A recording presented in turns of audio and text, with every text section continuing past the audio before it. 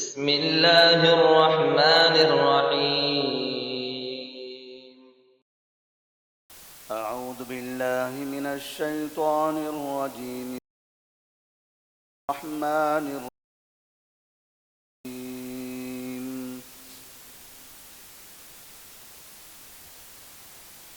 ألم يأتهم نبأ الذين من قبلهم قوم نوح وعاد وثمود وقوم إبراهيم وأصحاب مدين والمؤتفكات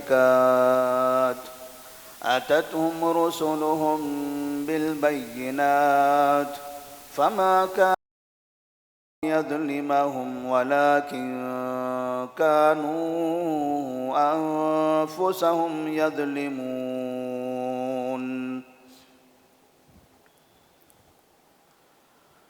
سورة التوبہ آیت نمبر 70.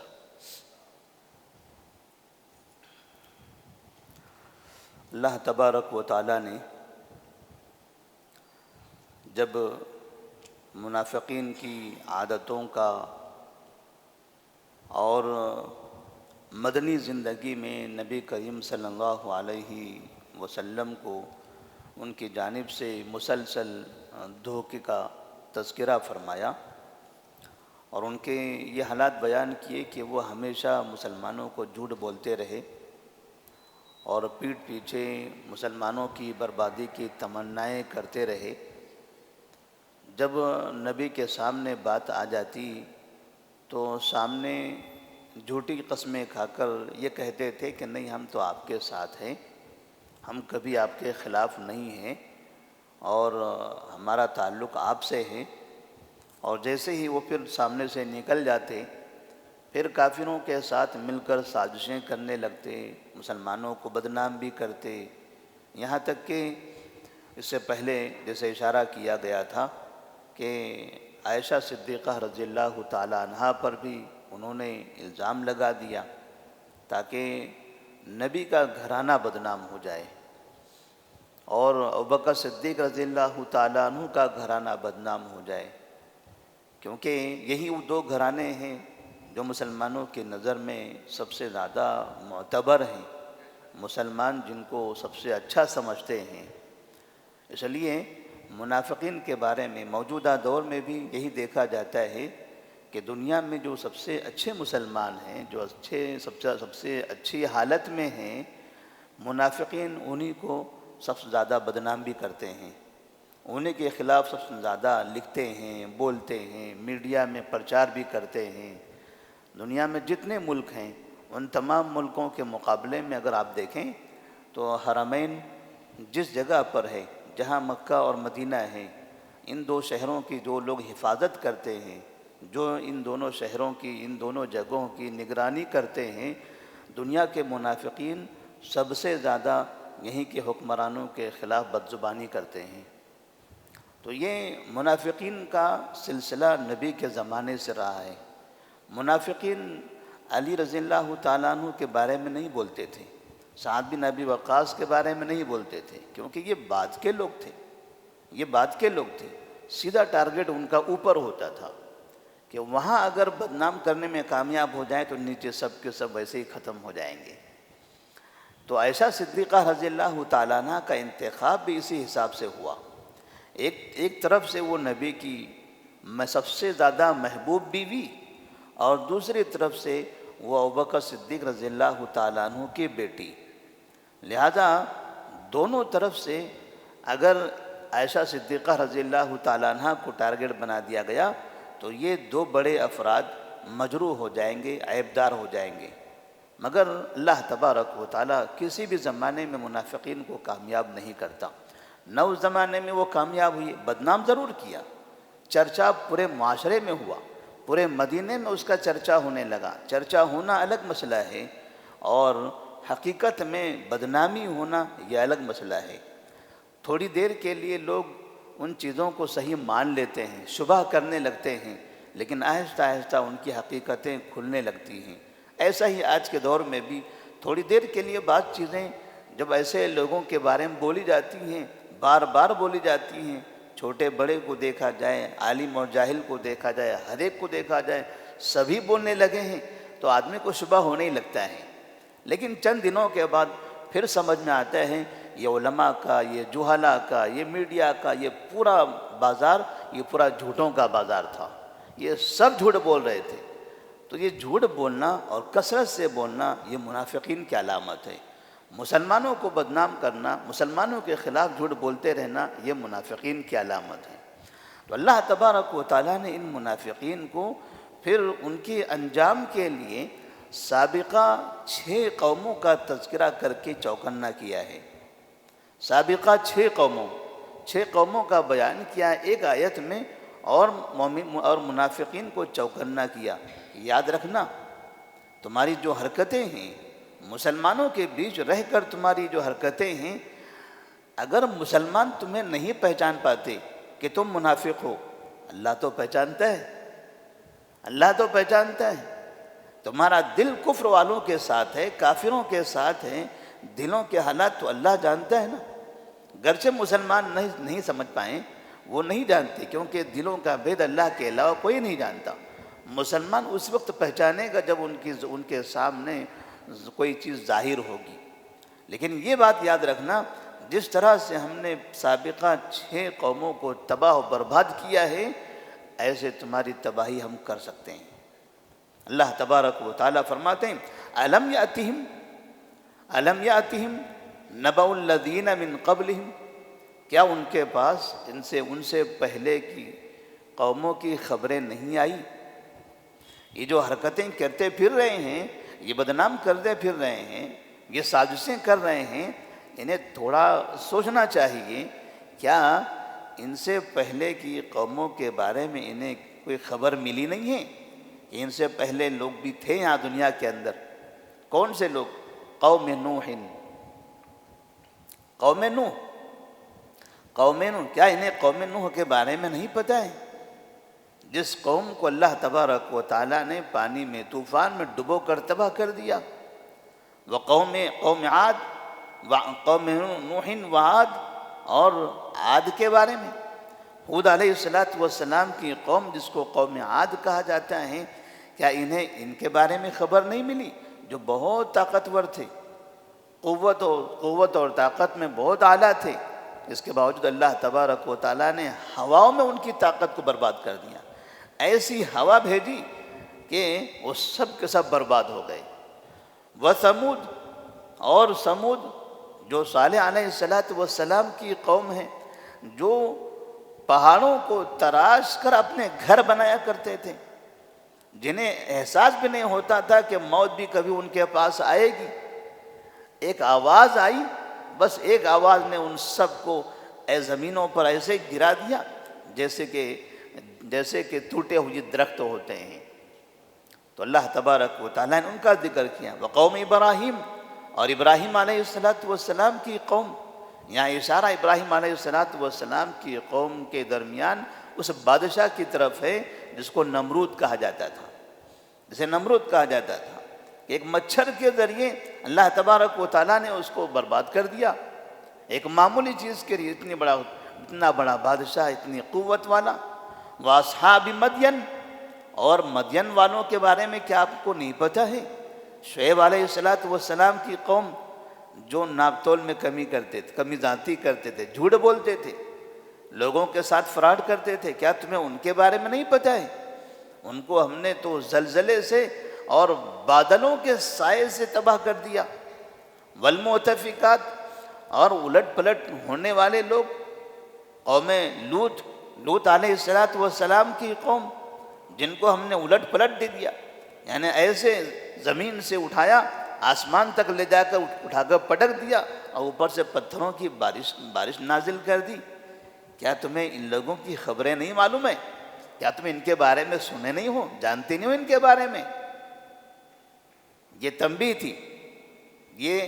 تھی، دھمکی بھی تھی کہ اپنی حالتیں سدھارو، جھوٹ بول بول کر اپنی زندگیاں آباد کرنے والوں، اپنی حالتوں کو سدھارو۔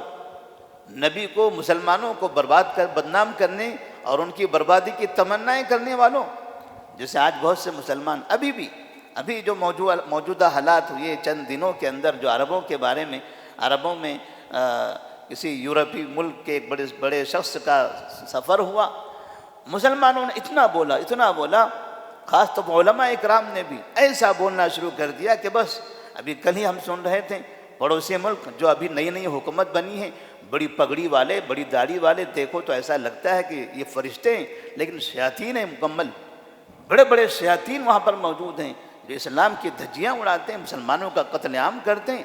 ایسے وہاں کے علماء تک یہ بولنے لگے کہ اب یہ برباد ہو رہے ہیں، یہ برباد ہوں گے، ان کی بربادی کی تمنائیں کر رہے ہیں، ان کی بربادی کی تمنائیں کرتے۔ تو جہاں منافقین ہوتے ہیں یہ ہمیشہ مسلمانوں کی بربادی کی تمنا کرتے ہیں۔ تو اللہ تبارک و تعالیٰ کہتا ہے منافقین سے، تم لوگوں کی بربادی چاہتے ہو؟ گناہ ہوتا ہے، اگر گناہ سے اللہ تبارک و تعالیٰ نے ان کو برباد کرنا ہوتا تمہاری بربادی پہلے آتی، کیونکہ سب سے بڑا گناہ شرک ہے اور شرک تمہارے ہر گھر میں موجود ہے، سب سے بڑا گناہ شرک ہے اور تمہارے ہر گلی کے اندر موجود ہے۔ تمہارا حکمران شرک کرتا ہے، تمہارے فسوفرا شرک کرتے ہیں، تمہارا پارلیمنٹ شرک کرتا ہے، تمہارے علماء شرک کرتے ہیں، تمہارے علماء شرک کی دعوت دیتے ہیں، علماء تک شرک کی دعوت دینے والے لوگ ہیں۔ اگر بربادی ہوتی تو پہلے ان لوگوں کی ہوتی، لیکن اللہ تبارک و تعالیٰ پھر بھی ڈھیل دیے ہوئے ہیں۔ تو جتنے جرائم پیشہ افراد ہیں، جیسے منافقین جرائم خود کرتے تھے، کافروں کا ساتھ دیتے تھے، کافروں سے دل لگاتے تھے، مسلمانوں کی بربادی کی تمنا کرتے تھے، آج بھی یہ منافقین کافروں سے دل لگاتے ہیں، سامنے نعرے لگاتے ہیں، الموت لامریکہ، الموت لاسرائیل، فلاں کی بربادی ہو، فلاں کا بائیکاٹ کرو، پیپسی کا بائیکاٹ کرو، اور اندر سے دیکھو سب ملے ہوئے ہیں۔ جیسے مدینہ کے منافقین ظاہری طور پر کافروں کے خلاف بولتے تھے لیکن اندر سے پورے کافروں کے ساتھ ملے ہوئے تھے، دھوکہ دیتے تھے۔ یہ سلسلہ آج تک ہی چل رہا ہے۔ اللہ نے ان کو دھمکی دی ہے، اپنی حالتوں کو سدھارو، ورنہ قوم نوح، قوم عاد، قوم ثمود، قوم ابراہیم اور قوم شعیب اور قوم لوط کی طرح تم سب کی تباہی آ سکتی ہے۔ یہ عذاب کی قسمیں، یہ قومیں اور قوموں پر عذاب نازل ہونے والے عذاب کا اشارہ کر دیا کہ کسی الگ طرح سے ہم نے ان کو تباہ کیا ہے۔ ایک ہوا چلا کر تم کو اڑا سکتے ہیں، ایک آواز کے ذریعے تمہارا خاتمہ کر سکتے ہیں، آسمان سے بادل سے تمہارے اوپر عذاب نازل کر سکتے ہیں، تمہاری زمین کو اکھاڑ کر تمہیں اٹھا کر پٹک بھی سکتے ہیں، تمہارے اوپر پتھروں کی بارش بھی نازل کر سکتے ہیں۔ سمجھتے کیا ہو؟ اللہ غفور الرحیم ہے، رحمان الرحیم ہے، معاف کر رہا ہے، ڈھیل دے رہا ہے۔ وَمَهِّلِ الْكَافِرِينَ أَمْهِلْهُمْ رُوَيْدًا، کافروں کو اللہ تبارک و تعالیٰ مہلت دیتا ہے، ایسے ہی منافقین کو بھی مہلت مل رہی ہے، لیکن ایک دن سارے کے سارے اپنے انجام کو پہنچیں گے۔ پھر اللہ فرماتے ہیں أَتَتْهُمْ رُسُلُهُمْ بِالْبَيِّنَاتِ، ان سب کے پاس ان کے رسول واضح دلیلیں لے کر آئے تھے، دین لے کر آئے تھے، شریعت لے کر آئے تھے، لیکن وہ نبی کے شریعت پر عمل نہیں کرتے تھے، اور جھوٹ بولنے والا کبھی بھی دین پر عمل نہیں کر سکتا۔ مسلمانوں کے لیے سب سے بڑا دھوکہ دائق انسان یہ جھوٹا انسان ہوتا ہے۔ اس لیے کہ جب آج ہم دیکھتے ہیں جب حدیثیں پڑھتے ہیں تو حدیثوں کے بعد کبھی سوال ہوتا ہے کیا یہ حدیث صحیح ہے؟ لوگ پوچھتے ہیں، کوئی کہتا ہے نہیں یہ حدیث ضعیف ہے، کوئی کہتا ہے نہیں یہ حدیث موضوع من گھڑت ہے۔ بھلا حدیث صحیح، ضعیف اور موضوع کیسے ہو جاتی ہے؟ حدیث کا مطلب تو نبی کا فرمان ہے نا، پھر نبی کا فرمان من گھڑت کیسے ہو گیا؟ کیونکہ ان جھوٹوں نے، جیسے یہ منافقین آج جھوٹ بولتے ہیں، ایسے قدیم زمانے میں 1000 سال پہلے، 1200 سال پہلے، 1300 سال پہلے ایسے جھوٹوں کی ایک جماعت تیار ہوئی تھی جو باتیں اپنی طرف سے بولتے تھے اور نبی کا نام لگا دیتے تھے، جملہ خود کا ہوتا تھا اور نسبت نبی کی طرف کر دیتے تھے۔ تو اس طرح سے لوگوں کو یہ سمجھا دیتے تھے کہ دیکھو یہ حدیث ہے، لوگوں نے سنا نہیں تھا، لوگ جانتے نہیں تھے، لیکن جب کسی بزرگ انسان، داڑھی والے انسان، ایسی افغانی پگڑی والے بوڑھوں کو دیکھتے تھے تو لوگوں کو لگتا تھا کتنا اچھا انسان ہے، کیسی شکل و صورت ہے، انہیں کیا پتا یہ جھوٹا آدمی ہے۔ لیکن جب وہ مسجد میں بڑھ کر لوگوں کے سامنے کھڑے رہ کر جھوٹ بولتا تھا اور کہتا تھا یہ نبی کا فرمان ہے تو لوگ مان لیتے تھے، لیکن بعد میں جب علماء تحقیق کرتے تھے تو معلوم پڑتا تھا کہ نہیں، یہ تو جھوٹ ہے، یہ حدیث نہیں ہے۔ لہذا اسی حدیث کو کہا گیا یہ من گھڑت حدیث۔ جھوٹ بولنے والوں کی وجہ سے حدیثوں کے ذخیرے میں اتنی جھوٹی حدیثیں داخل ہو گئی ہیں۔ علامہ البانی رحمہ اللہ غریق رحمت فرمائے، بڑی شخصیت اللہ تبارک و تعالیٰ نے اس دور کے اندر ایک ایسی بے مثال شخصیت پیدا فرمائی جو دنیا کے اندر اتنی بڑی محنت کی حدیثوں کو لے کر کہ جو یہ صوفی فکر کے لوگ، یہ بدعتی قسم کے لوگ، یہ شرک پرست، یہ منافقین جتنی جھوٹی حدیثیں محلے محلے گلی گلی گھوم گھوم کر پھیلاتے تھے، علامہ البانی رحمہ اللہ نے باقاعدہ ان کا پوسٹ مارٹم کر دیا۔ ساری یہ بیان کرنے والے ہزاروں لاکھوں کی تعداد میں محلوں میں گھوم گھوم کر جھوٹی حدیثیں بیان کرتے تھے۔ ان کی حدیثوں کو سامنے لا کر انہوں نے یہ تحقیق کر کے بتایا یہ حدیث نبی کا فرمان ہے اور یہ حدیث یہ ان لوگوں کی اپنی باتیں ہیں، یہ ان لوگوں کا اپنا ہے، ان کا اپنا بنایا ہوا ہے۔ کسی صحابی کا اپنا کلام بھی حدیث نہیں ہوتا۔ کوئی صحابی اپنی طرف سے کلام پیش کرے اور کہے کہ یہ نبی کا فرمان ہے، صحابی کا کلام صحابی کا ہوا، نبی کا فرمان نبی کا ہوا۔ جب صحابی کا کلام نبی کا نہیں ہو سکتا تو کسی عام آدمی کا کلام نبی کا کیسے ہو سکتا ہے؟ کوئی اپنی بات کہہ کر یہ کیسے کہہ سکتا ہے کہ یہ نبی کا فرمان ہے؟ تو یہ جھوٹ ہمیشہ اسلام کو نقصان پہنچایا ہوا ہے۔ آج جتنے بدعت و خرافات ہم دیکھتے ہیں دنیا میں، یہ سب جھوٹ کی وجہ سے ہے۔ اور منافقین کی سب سے بڑی نشانی نبی نے کیا کہا؟ آیت المنافقی ثلاث، منافق کی 3 بڑی نشانی ہیں۔ اذا حدث کذب، سب سے پہلی بات کہا جب بھی جھوٹ بولے، جب بھی بات کرے جھوٹ بولے، جب بات کرے جھوٹ بولے، جب بات کرے جھوٹ بولے۔ تو اللہ فرماتے ہیں کہ اتتہم رسولہم بالبینات فما کان اللہ لیظلمہم، ان کے پاس تو ہمارے رسول دلیلیں لے کر آئے تھے، واضح چیزیں لے کر آئے تھے۔ اب اگر اس کے بعد بھی یہ لوگ سدھرتے نہیں ہیں اور ان کے اوپر کوئی عذاب نازل ہو جاتا ہے تو یاد رکھنا فما کان اللہ لیظلمہم، اللہ تبارک و تعالیٰ ان پر ظالم نہیں ہوگا، وہ اپنے آپ پر ظلم کرنے والے ہیں۔ ولیکن کانوا انفسہم یظلمون، بلکہ وہ لوگ خود اپنے آپ پر ظلم کرنے والے ہوں گے، وہ خود اپنے آپ پر ظلم کرنے والے ہوں گے۔ یعنی جو عذاب ان کے اوپر نازل ہوگا یہ نہ سمجھنا کہ اللہ تبارک و تعالیٰ نے ان پر ظلم کر دیا، بلکہ ان کے گناہ، ان کے کرتوت، ان کے جرائم اتنے زیادہ ہو گئے کہ اگر ان کے اوپر عذاب نازل ہو جائے یہ ان کے جرائم اس کے ذمہ دار ہیں، ان کے کرتوت اس کے ذمہ دار ہیں۔ ولیکن کانوا انفسہم یظلمون۔ تو اللہ تبارک و تعالیٰ نے 6 قوموں کا تذکرہ کر کے منافقین کو چوکنا کیا ہے۔ کیا تمہیں نہیں پتہ ان لوگوں کی خبریں؟ بڑے آرام سے جھوٹ بول کر معاشرے کو برباد کرتے ہو، بدنام کرتے ہو۔ ان کی خبریں یاد رکھو، اور یہ یاد رکھ لینا، یہ ذہن میں رکھ لینا کہ اس طرح کے عذاب میں سے جب ان پر وہ عذاب نازل کیے جا سکتے ہیں تو تمہارے اوپر بھی کبھی بھی یہ عذاب نازل ہو سکتا ہے۔ لیکن پھر بھی امت محمد ہونے کی بنا پر تم کو ڈھیل دی جا رہی ہے، تم پر رحم کیا جا رہا ہے، لیکن جرائم کا اس کا بدلہ، اس کا نتیجہ، اس کا جو انجام ہے وہ تو آج نہیں کل تو تمہیں وہاں پہنچنا ہی ہے۔ یا تو یہاں عذاب ہوگا یا پھر آخرت میں وہ عذاب تو ضروری ہے۔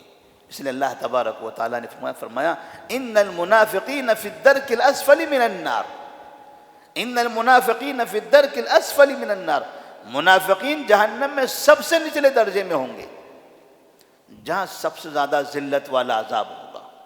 تو اللہ سے دعا ہے اللہ تبارک و تعالیٰ ہم تمام مسلمانوں کو جھوٹ سے، منافقین کی خصلتوں سے، منافقین کی شر و فساد سے محفوظ رکھے، اور جب منافقین ہمارے درمیان گھومتے پھرتے ہیں، مسلمانوں کو بدنام کرتے ہیں، مسلمانوں کی بربادی کی تمنائیں کرتے ہیں، اللہ تبارک و تعالیٰ وہ ان کا حساب لے لے۔ السلام علیکم ورحمۃ اللہ وبرکاتہ۔